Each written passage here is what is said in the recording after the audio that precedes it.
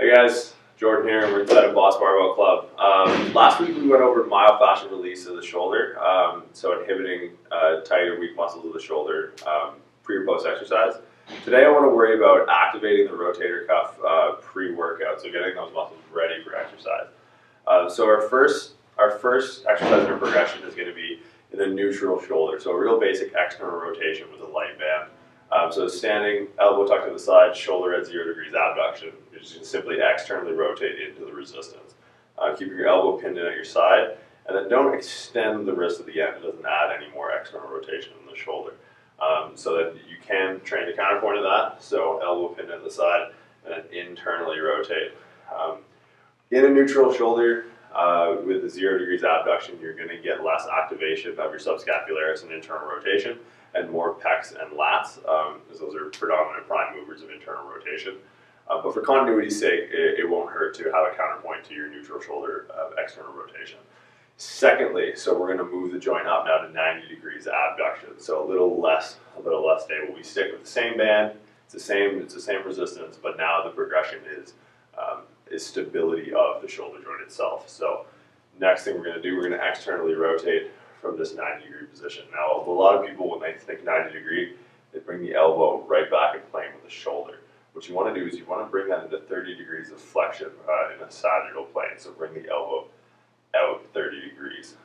We like 90 degrees. We like, tight corners, but we think of the plane line of the scapula, so the way the glenohumeral joint articulates and the way the scapula sits on the rib cage.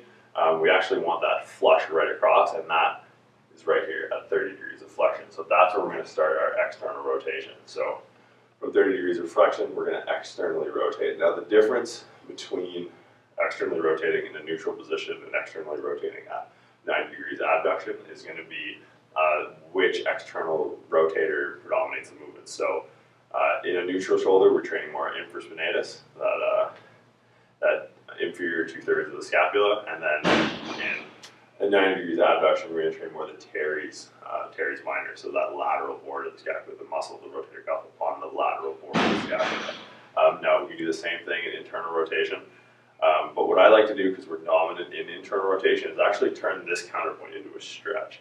So keeping the shoulder flexed 30 degrees forward, think of a drill bit coming right through your humerus, and then as we walk out, we just let that shoulder go back into external rotation. So it's a way to stretch your internal rotator. Moving into our last progression, we're going to go exercise number 3.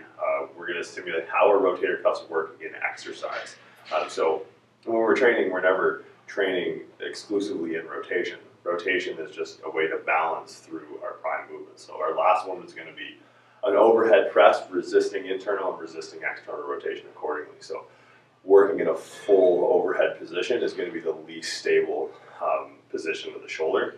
So we're going to start out here. So bringing that shoulder into 30 degrees of flexion. We're going to start like we're doing an overhead press. Press straight overhead, and then track down. So we're fighting the need to internally rotate. So we're externally rotating into the band as we press. Now we're going to do this in internal rotation, so same thing. Bring it to 30 degrees of flexion, press straight overhead, and drop that right back down. Try to keep a nice posterior tilt to the scapula while you do it. So one more time, the progression: head neutral shoulder, internally and externally rotate, and then at 90 degrees abduction, externally rotate with 30 degrees of flexion, and then passively stretch the internal rotator. And then lastly, we go through the dynamic stabilization of overhead pressing, keeping that posterior scap. So really focus on tucking that shoulder blade into your pocket at the end. Give this a try before your next workout. Let me know how it goes. Leave comments, like, share, and subscribe. We'll see you next time.